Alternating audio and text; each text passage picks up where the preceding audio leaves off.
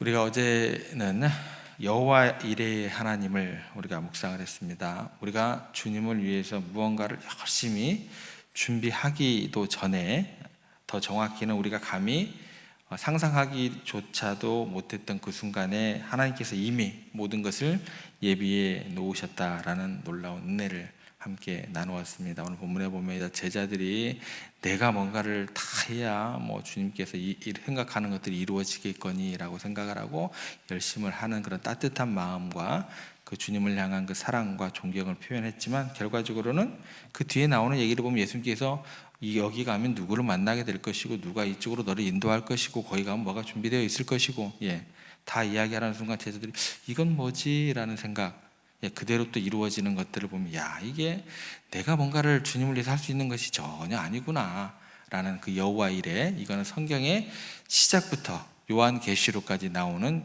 하나님의 준비하심이라는 것, 우리가 꼭 기억해야 된다고 말했습니다. 우리의 삶이 결코 그래서 우연의 연속이 아니라 우리를 사랑하시는 하나님의 치밀한 예비하심 속에서 있다는 것, 우리가 깨닫게 될 때 우리는 어떻게 돼요?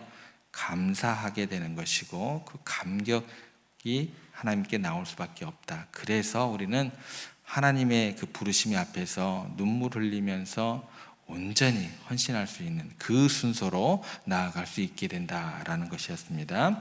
그렇다고 했을 때 이제 한 걸음 더 나아가 오늘은 이 질문을 한번 던져보겠습니다. 하나님의 그 예비하심은 우리의 삶 속에서 과연 어떻게 또 구체적으로 이루어지는 것일까요? 이 질문에 우리가 한번 서보기를 원합니다. 하나님께서 마치 마법처럼 하늘에서 뚝 하고 모든 것을 떨어뜨려 주실까요? 기도하면 그런 게 떨어지던가요? 아닙니다. 절대 아닙니다. 신앙의 역사들을 보시면 하나님은 언제나 사람과 환경을 통해서 일을 하십니다. 꼭 기억하시기를 바랍니다. 어느 날 갑자기 하늘에서 떨어져서 내 기도가 응답되리라, 그렇게 기대하시면 안 됩니다. 하나님께서는 그래서 어떤 작동 원리로 우리 가운데 다가오시냐면, 먼저 어떤 한 사람에게, 누군가의 마음에 깊은 감동을 주세요. 어제 우리가 살펴봤죠? 내가 뭐 하는 게 아니라 하나님께서 우리 가운데 이렇게 먼저 예비하신 여호와 이레의 하나님이시구나, 그 마음을 받은 감동한 사람이 있을 거 아닌가요? 그죠? 하나님께서는 먼저 누군가의 마음에 깊은 감동을 주시고, 그 감동을 받은 사람은 어떻게 돼요? 하기 싫은데 불러가지고 기도하라 그러고, 날마다 예배하라 그러고, 찬송하라 그러고, 짜증나 죽겠네, 이러진 않겠죠. 그죠? 뭐가 나올까요? 순종이 나오겠죠. 순종이 나오겠죠. 깊은 감동을 주시고 그 사람의 순종을 통해서 당신의 위대한 계획을 한치의 오차도 없이 이루어 가신다라는 것입니다. 그래서 오늘 말씀은 바로 그 신비롭고 그 아름다운 과정을 우리에게 생생하게 보여주고 있다라는 것입니다. 그래서 말씀의 제목은 뭐예요? 수많은 사람 중에 바로 당신을 이게 오늘 말씀의 제목입니다. 해필이면 왜 나야? 아니고요, 수많은 사람 중에 바로 나를, 이게 말씀의 제목입니다. 수많은 사람들 가운데 하나님께서 어떻게 당신의 사람을 찾으시고 그를 통해 당신의 뜻을 이루어 가시는지, 그 내용에 대해서 우리가 함께 생각을 해보겠습니다. 제자들이 예수님께 묻습니다. 뭐라고 묻냐면, 우리가 어디로 가서 유월절 음식을 준비하기를 원하시나이까? 라고 했습니다. 어떤 음식을 준비하는 거죠? 유월절 음식입니다. 자, 그러면 유월절은 이스라엘 백성들에게 있어서 굉장히 중요한 절기다라고 이야기를 했습니다. 그래서 온 이스라엘 백성들이 어디로 모여들어요? 예루살렘으로 모여들게 됩니다. 마치 우리네 어떤 느낌이 들까요? 명절인데 우리보다 더 복잡하겠죠. 이 사람들은 예루살렘으로, 우리는 흩어지잖아요. 그런데도 우리의 어떤 그 모습들이 명절의 모습들이 나오는데, 여기는 우리가 고향으로 향하듯 예루살렘 성으로 다 집결을 하게 된다라는 거죠. 그러니까 전 세계에서 모여든 순례객들이 발 디딤 없이 예루살렘에 막 바글바글 할 거 아니에요. 복잡하고 소란할 거 아니에요. 이런 상황 가운데 이 질문에 대한 예수님의 대답이 이제 13절 말씀인데 굉장히 뜻밖입니다. 이렇게 나옵니다. 예수께서 제자 중에 둘을 보내시며 이르시되 성내로 들어가라. 그리하면 물 한 동이를 가지고 가는 사람을 만나려니 그를 따라가라. 이 말씀을 한번 생각해 보시기 바랍니다. 제자들의 눈에는 이 명령이 너무나 막막하게 다가올 수밖에 없는 내용입니다. 주님, 예루살렘 성내에 사람이 얼마나 많은데요. 물동이 든 사람이 명절에 한두 명이겠습니까? 그죠? 마치 오늘날 가서 어떤 얘기예요? 우리네 얘기로 하면 서울역 앞에 가서 김서방 찾아봐. 이 얘기하고 거의 더 힘든 어떤 그런 내용이지 않을까라는 생각이 듭니다. 인간적인 시선으로 보면은요, 도무지 납득할 수 없는 너무나 참기 힘든 짓이다라는 거예요. 이 얘기를 들으면 막막하고 얼마나 기이하게 들리는 짓이에요. 좌절하지 말고 항상 기도해라. 그게 쉬워요? 그래요? 쉬우시던가요? 막 사방으로 우겨싸움을 당했어요. 아픔과 눈물밖에 안 나요. 그래도 신뢰하고 기도해라. 하나님 그게 쉽던가요? 쉬우면 한번 보여주시든지. 이게 신앙입니다. 이런 질문 없이 신앙이 안 되는 거예요, 생활이. 만약 제자들이 이 말씀을 듣고 주님, 이게 무슨 말씀이십니까? 아니, 성내로 들어가면 물동이 든 사람이 한두 명입니까? 어떻게 그 사람을 찾으란 말입니까? 하고 따졌다고 한다면 오늘 우리는 어쩌면 이 말씀을 읽지 못했을지도 모릅니다. 왜요? 실제가 안 됐으니까. 이 본문은 없었겠죠. 그죠? 하지만 그 물 한 동이에 하나님의 놀라운 지혜가 숨겨져 있다는 거예요. 13절 중간부터 보시면 이렇게 기록되어 있습니다. 성내로 들어가라. 그리하면 물 한 동이를 가지고 가는 사람을 만나려니 그를 따라가서, 여기 보시면 이제 사람이 나오고 그 사람은 뭐예요? 그입니다. 우리가 그냥 무심코 지나갈 수 있는 굉장히 중요한 그 단어예요. 사람을 만나는데 그 사람이 누구라고요? 그입니다. 남자일까요? 여자일까요? 제가 힌트를 드렸는데 남자입니다. 남자예요. 그죠? 뒤에까지 말씀을 끝까지 다 읽으면 이게 남자구나. 근데 생각을 안 해요, 우리가. 하나님의 말씀을요, 내가 좋아하는 구절만 딱 취해요. 야, 이거 좋다.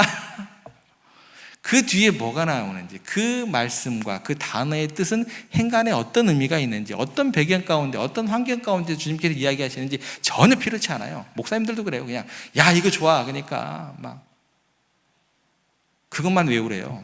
배경에 대한 것도 공부도 안 하고. 그러니까 막 설교를 그렇게 막 함부로 하죠. 그죠? 하나님의 뜻은 무엇인데? 그죠? 여기서는 남자라는 거예요. 그죠? 당시의 문화를 그럼 한번 생각해 보겠습니다. 우물에 가서 물을 깃거나 물동이에 이고 오는 일을 전적으로 웬만하면 누구의 몫이었을까요? 여성들의 몫이었습니다.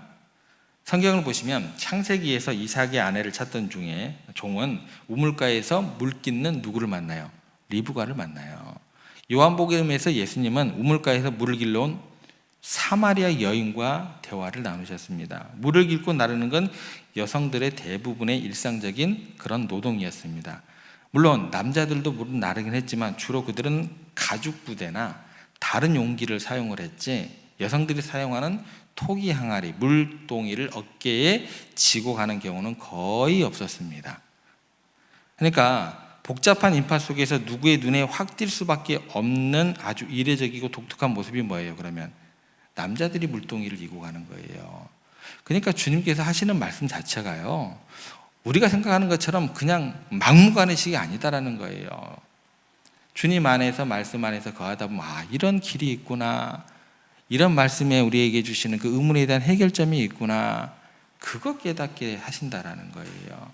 무턱대고 막 외워 이렇게 하면은 이거 답이 없죠. 설명도 없이. 우리 하나님 그런 하나님 아니세요. 천지를 창조하실 때도 질서 있게 창조하신 하나님인데 우리가 단지 그 어떤 그 질서를 발견하지 못했을 뿐이지, 그렇게 막무가내 막 폭압적인 그런 하나님으로 우리가 알고 따르면 안 된다라는 거예요. 복잡한 인파 속에서도 누구의 눈에다 확 띌 수밖에 없는 아주 이례적이고 독특한 모습이 되는 겁니다. 말씀을 그러니까 충분한 시간을 가지고, 전 속독도 좋지만 저는 속독보다도 정독, 묵상 이런 것들을 더 여러분들에게 권합니다. 성경 다독하는 건 너무나 좋습니다. 그것보다 더 좋은 건 뭘까요? 더 천천히 다독하는 거. 이거 저는 굉장히 중요하게 생각합니다. 되도록이면 속독으로 읽지 마세요. 안 좋아요. 그 속도 드르르 읽어가지고 그게 뭐 기계적인 의무로 들리지 그게 무슨 의미가 있겠습니까? 잠깐 다른 데로 갔는데 아무튼 이례적이고 독특한 모습이 될 수밖에 없습니다. 이것은 제자들을 위해서 주님께서 마련하신 하나님의 완벽한 예지 능력과 주권을 보여주는 분명하고도 놀라운 신호가 됩니다. 하나님의 살아있는 이정표가 되는 겁니다. 그러면 이정표대로 따라가기만 하면 되는 거잖아요. 내가 진짜 갈 수 있을까? 갈 수 있을까? 아니요. 말씀대로 따라가기만 하면 돼요. 그 음성에 내가 목자의 음성을 듣고 따라가는 양처럼 가기만 하면 돼. 이게 삶의 이정표라는 거예요. 말씀을 우리 가운데 주셨다니까요. 없는 말씀 애매하게 찾으라고 하지 마시고 그 삶의 이정표를 주시는 그 말씀을 따라가는 게 우리의 신앙생활이다라는 거예요. 괜히 내게 주시는 뭐 이상한 환상 같은 음악 그 소리 찾아다니는 게 아니다라는 거예요. 여러분, 세상이 아무리 혼란스럽고 막막해 보여도 주님은 우리의 발걸음을 인도하시기 위해서 당신만의 살아있는 이정표를 예비해 두셨다는, 우리 각자에게 예정표가 주어졌다라는 거예요. 그래서 세상의 소음과 혼돈 속에서 우리는 이처럼 주님이 우리에게 보내시는 그 신호를 예민하게 발견하고 순종해야 될 그런 책임이 우리 가운데 주어지게 됩니다. 그래서 세상의 방식대로 길을 찾으려고 하지 않고 오직 주님을 신뢰하는 마음으로 그분이 보여주시는 살아있는 이정표를 따라가야 한다는 것 꼭 기억하시기를 바랍니다. 여기에서 한 가지 조금 더 또 깊게 좀 심화 문제로 한번 들어가 보겠습니다. 심화적인 의미를 좀 하나 찾아보겠습니다. 예수님께서는 이미 당신의 제자 중 하나인 가룟 유다가 자신을 배신할 걸 아셨어요? 모르셨어요? 앞에 절에 보면 가룟 유다가 배신할 걸 예수님께서 아셨습니다. 아셨어요. 그러면 이런 일이 이제 발생하게 돼요. 만약에 예수님께서 유월절 장소의 주소나 주인 이름을 두 명이니까 두 명의 한 사람이 베드로라고 생각을 해보면, 야 베드로야, 예루살렘 성에 들어가면 아무개 집으로 가라 이렇게 미리 알려주시면 가룟 유다는 그 정보도 같이 공유하게 되는 거잖아요. 그리고 그 정보를 대제사장들에게 넘겼을 것이고, 예수님은 굉장히 지금 중요한 그 이벤트를 준비하고 있거든요. 제자들하고 마지막 식사입니다. 그 마지막 식사가 왜 중요해요? 그 마지막 식사를 통해서 떡과 포도주, 십자가가 왜 내게 다가와야 되고 내가 왜 십자가를 져야 되는지, 그리고 이것을 왜 기념해야 되는지 우리 모두에게 그게 마지막 만찬이 되는 거예요. 굉장히 중요한 이벤트가 앞에 있는 거예요. 그러면 가룟 유다가 그 얘기를 옆에서 딱 들었다고 한다면, 베드로야 가서 누구를 따라가면 그 집에 따라가면 이제 집원이 얼마 뭐 대문에는 뭐라고 써 있고 번지는 이거야 라고 이야기하면 가룟 유다가 그걸 듣고 쪼르르 대제사장들이 갈 거 아니에요. 그러면 어떤 일이 벌어지게 돼요? 마지막 만찬은 사라져 버리는 거예요. 그죠? 근데 주님께서 지금 뭐라고 얘기를 하시면 아리송해요. 그죠? 아무도 알아챌 수 없는, 오직 주님을 신뢰하고 그 말씀에 순종하는 제자들만이 이해할 수 있는 이 비밀스러운 신호를 사용하셨다는, 뭐라 그럴까요? 일종의 암호라고 생각하시면 돼요. 절대 순종하지 않는 사람은 만날 수도 없고 알 수도 없는, 가룟 유다 같은 사람은 모르겠죠. 궁금해서 따라갈 그런 생각도 없었겠죠.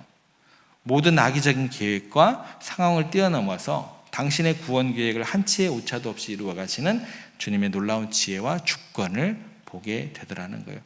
조금은 갑갑하더라도, 조금은 지체되는 것 같더라도 순종하며 가는 사람에게는 의의 길이 보일 것이고, 주님께서 예비하신 그 뭐랄까 이정표가 보여지게 될 것이고, 다른 사람은 못 본다 할지라도 하나님께서는 이처럼 하나님의 일을 이루실 때요, 세상의 혼란과 악한 세력의 방해 속에서도 당신이 택하신 자들을 통해서, 그리고 당신만이 아시는 방법으로 반드시 당신의 뜻을 이루어 가시는 살아계시는 하나님이심을 꼭 믿으시기를 바랍니다. 이제 오늘 말씀에 더 중요한 핵심으로 좀 들어가 보겠습니다. 주님께서 이처럼 특별한 신호를 사용하셨지만 그 신호의 역할을 한 사람들은 어땠을까? 이게 이제 제자들의 역할보다는 그 어떤 그 예비되어 있는 그 사람, 사람을 통해서 아까 역사하신다 그랬잖아요. 그 사람들은 어땠을까? 이 문제가 오늘 더 중요한 문제가 되는 거예요. 물동이를 친 남자나 그가 들어간 집의 주인은 성경에 이름조차 기록되어 있지 않은 무명의 사람이었습니다. 여기서 우리가 이제 굉장히 중요한 하나의 이제 역설을 발견하게 됩니다. 하나님께서 그 무명의 사람들을 통해서 당신의 뜻을 이루어 가셨다라는 거예요. 만약 그들이 순종하지 않았다면, 만약 물동이를 진 남자가 오늘따라 힘드네, 그냥 다른 길을 가야겠다라고 생각했거나, 집주인이 죄송합니다, 오늘 제가 집을 비워드릴 수가 없어요 라고 거절했다면 어떻게 되었을까? 하나님께서는 다른 사람을 사용하십니다. 다른 사람을 또 다른 방법을 통해서 당신의 계획을 반드시 이루어 가신다라는 거예요. 그래서 무명이에요. 이것이 우리에게 말해주는 것은 이겁니다. 바로 주님께서는 헌신할 사람이 주님께는 얼마든지 있다라는 거예요. 하나님의 위대한 구원 계획을 위해서 하나님께 쓰실 사람은 이 세상에 무수히 많다라는 거예요. 심지어 제자들도 누가 갔는지 기록이 안 돼 있어요. 그죠? 우리는 때로 신앙생활을 하면서요, 내가 이 교회에 없으면 이 교회가 제대로 굴러갈 것 같아. 나 정도는 헌신을 해야지 교회가 제대로 돌아가지 하고 교만한 생각에 빠지기가 굉장히 쉽더라는 거예요. 그래서 우리의 역할과 우리의 위치를 너무나도 과대평가하는 경향이 있습니다. 잊지 마시기 바랍니다. 하나님은요, 저와 여러분이 아니더라도, 저 같은 목사가 아니더라도, 우리 아무개 장로님이 아니더라도, 아무개 권사님이 아니더라도 얼마든지 하나님의 일을 하실 수 있는 분이십니다. 여러분, 우리 착각하시면 안 돼요. 내가 목사니까, 내가 장로니까, 내가 권사니까 이 교회가 돌아가지. 그런 일은 없어요. 그런 일은 없습니다. 예수님께서 뭐라고 얘기를 하시냐면, 하나님은 길가에 굴러다니는 이 돌들을 들어서도 뭐를 만들 수 있다고요? 아브라함의 자손으로 만들 수 있는 전능하신 분입니다. 그런데 우리가 그렇게 착각을 하다라는 거예요. 내가 목사니까 말이야, 내 말 들어. 사람이 목사 말을 들어서 뭐해요? 그런 법이 어디 있습니까? 소년보 목사? 설교하는 거 한번 들어보세요. 그게 설교입니까? 그게 종교 탄압이에요? 하나님의 말씀은 없고 맨날 설교 준비를 안 하니까 그런 얘기밖에 할 수가 없는 것 같아요. 제가 생각했을 때는 준비를 해야죠. 말씀을 묵상하고 여기에 담긴 하나님의 뜻이 무엇이고, 이 시대와 또 우리 교회를 향한 하나님의 말씀은 무엇이고, 성도들하고 만나서 이야기를 하면서 그 기도 제목이 무엇이고, 그 기도 제목을 가지고 또 내가 말씀을 가지고 어떻게 성도들을 위로할 것이고, 그게 참된 목자죠. 그죠? 이런 고민도 없으니까 그냥 아무 말이나 짓거리고 말이야. 그게 종교 탄압이에요? 아니죠. 우리의 자리하고요, 우리의 역할이 절대적이지 않다는 사실, 그걸 겸손하게 인정해야 돼요. 부르심에 합당하게 우리가 살아낼 때 그 자리는 하나님으로부터 권위가 주어지는 거예요. 하나님께로부터 인정함이 주어지는 거예요. 이 사실을 깨달을 때 비로소 진정한 은혜의 깊이를 우리가 알게 되는 것, 여러분 깨어 있으시기 바랍니다. 온 세상에 수많은 사람들이 있는데 나보다 다 똑똑하고 나보다 더 재능 많고 나보다 더 믿음 좋은 사람들이 얼마든지 있는데, 바로 오늘 이 시간 하나님께서는 나 같은 죄인을 사랑하셔서 주님의 일꾼으로 목사로 불러주시고 사용해 주신다는 사실, 이것밖에 없는 거예요. 그러면 이 내용 자체가 우리들에게는 뭐예요? 기적인 거예요. 그죠? 감당할 수 없는 은혜가 되는 거예요. 이 마음이 있는 사람은. 이 세상에 있는 수많은 사람들 중에 바로 여러분의 마음에 감동을 주셔서 그 수많은 교회들 중에서 오늘 이 자리에 나오게 하시고 이 많은 장대비를 뚫고 이 새벽의 자리에 나오게 하시고 찬송하게 하시고 예배하게 하시고 여러분의 손길을 통해서 기도의 손길로 섬기게 하시고 여러분의 무릎을 통해서 다른 사람들을 위해서 기도하게 하시는 것, 이거는요 당연한 결과가 아니다라는 거예요. 주님께서 여러분들을 어떻게 해요? 콕 찍어서 선택하셨다라는 이야기가 되는 겁니다. 그래서 어떤 고백이 되는 거예요? 은혜 중에 은혜, 축복 중에 축복이 될 수밖에 없다라는 것입니다. 그래서 우리가 주님께 쓰임 받을 때 우리의 자세는 내가 좀 희생하는 걸 너희들이 알아야 돼, 막 공로의식이 나올 수가 없습니다. 그런 것이 아니라 오직 감사로 시작돼야 된다는 거예요. 하나님, 저렇게 잘나고 수많은 사람들 중에 하필 저를 택하셨습니까? 제가 감사하지 않을 수 없습니다. 이 귀한 직분을 감당할 수 있는 기회를 주시니, 나 같은 죄인을 불러주시니 너무나 감사합니다. 이것이 뭐예요? 진짜 백이 그리스도인이 되는 거예요. 이게 진짜 백이에요.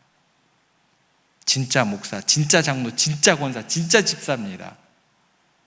진짜 성도가 되는 거예요. 사랑하는 여러분, 오늘 이 메시지가 우리들에게 주는 마지막 내용은 무엇인지 정리해 드리겠습니다. 그것은 뭐냐면 쓰임받는 인생이 가장 복되고 가치 있는 인생이다라는 것, 우리가 지금까지 살펴봤던 내용이고, 동시에 장소의 문제로 넘어가서 꼭 해석을 하셔야 돼요. 이 무명의 다락방 주인은 자신의 가장 좋은 공간을 주님께 내어드리게 됩니다. 만약 그가 거절했다면 그 집은 그냥 역사 속의 수많은 집들 중에 하나로 아무도 기억하지 못하는 평범한 장소로 사라졌을 것입니다. 우리 세종교회는 그렇게 이름 없는 교회가 되면 안 돼요. 이 땅에 주님께서 핏값으로 세우신 교회들이 그렇게 다른 믿지 않는 그런 건물들처럼, 그런 이름처럼 사라지면 안 되는 거예요. 그 이름 없는 주인이 순종을 했습니다. 그리고 자신의 헌신으로 평범했던 그 장소는 인류 역사상 가장 위대한 성만찬이 거행된 장소가 되었습니다. 예수님께서 그곳에 가셔가지고 빵과 포도주를 나눠주시고 새 언약을 선포하시고 영원히 기록될 거룩한 현장, 집, 장소가 되었다는 거예요. 이 땅에 주님께서 핏값을 흘리고 세운 모든 교회는 그곳 가운데 헛소리를 하면 안 되는 거예요. 교회는 뭐 해야 돼요? 작은 헌신, 그 장소를 통해서 주님께서 핏값으로 사신 구원의 역사가 날마다 선포되는 거룩한 성만찬이 거행이 되는 그런 영원한 기념의 장소가 돼야 되는 게 이 땅의 교회입니다. 그게 교회예요. 자신의 그 공간을 내어드리는 작은 순종을 통해서 그의 인생과 그의 집을 영원한 가치와 연결시켰다라는 거예요. 부르심을 받은 성도들을 통해서 영원한 가치를 세상 가운데 증거하고 그렇게 기념이 되는 그런 아름다운 교회로 만들어 가야 된다는 거예요. 이런 모습이 우리나라의 교회 가운데 사라진다고 한다면 하나님께서 어떻게 해야 돼요? 통탄할 노릇이죠. 통탄할 노릇이에요. 무당들하고 같이 엮여가지고 뭐 하는 짓인가를 모르겠습니다, 도대체. 그렇죠. 여러분들 진짜 머리에 숯을 뿌리고 이 땅의 기독교가, 우리가 그런 교회를 만들지 못했다고 한다면 회개해야 된다는 거예요. 우리 인생도 마찬가지입니다. 주님께 쓰임받지 않는 인생은요, 그저 이 땅에서 먹고 마시고 즐기다가 이름 없이 역사 속으로 사라지는 수많은 부르심을 받은 인생이 아니라 그냥 수많은 다른 인생들의 하나가 될 뿐입니다. 그러나 주님께서 내가 너를 쓰시겠다라고 말씀하실 때, 여러분의 삶을 주님 손에 기꺼이 내어드릴 때 여러분의 평범한 일상은 하나님의 나라의 위대한 역사를 이루는 거룩한 무대가 될 줄 믿으시기를 바랍니다. 여러분의 그 작은 헌신이 영원한 가치를 지닌 복음의 씨앗이 되고, 여러분의 삶의 현장이, 여러분의 가정이, 여러분의 직장이, 더 나아가 이 땅에 부르심을 받은 모든 교회들이 하나님의 위대한 역사를 이루어가는 새로운 마가의 다락방이 되는 것입니다. 오늘 그 장소가 마가의 다락방으로 연결이 되는 거예요. 그냥 어느 날 갑자기 막 성령이 뚝 떨어져가지고 그게 마가의 다락방이 되는 게 아니에요, 여러분들. 말씀을 정리하겠습니다. 우리는 모두 예루살렘 성을 바쁘게 오가는 수많은 군중 속의 한 사람과 같습니다. 평범하고 연약하고 특별할 것이 없는 존재들입니다. 그러나 전능하신 하나님께서 바로 우리를 주목하시고 이 땅의 교회들을 주목하고 계십니다. 그리고 우리의 마음에 감동을 주시고 이렇게 말씀을 하십니다. 사랑하는 아무개야, 너를 쓰기를 원한다. 이 땅의 교회들을 쓰기를 원한다. 너의 삶을 통해서 나의 나라를 이루기를 원한다. 이 주님의 부르심 앞에 우리가 어떻게 반응해야 할까요? 바라기는 오늘 기도하는 또 온라인으로 참여하는 우리 모두가 주님께서 쓰시겠다고 하실 때 할렐루야 아멘으로 화답하고 이 땅의 모든 성도들과 모든 교회들이 아멘으로 화답하면서 우리의 인생을 가장 가치 있고 영광스러운 길로 내어드리는 복된 또 의의 길로 모두가 걸어가는 우리 모두가 되기를 주님의 이름으로 축복합니다.